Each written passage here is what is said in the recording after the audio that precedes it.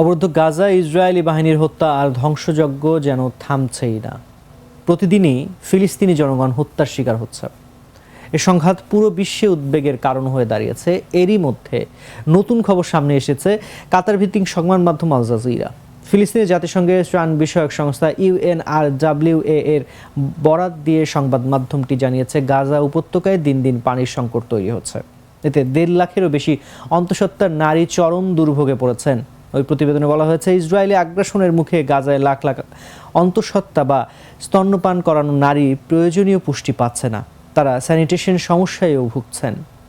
সেখানে বলা হয়, ওই নারীদের মধ্যে প্রায় 1,55,000 নারী রয়েছেন যারা খুব কঠিন সময় পার করছেন। তাদের বেশিরভাগই পানি শূন্যতায় ভুগছেন বলে জানানো হয়েছে।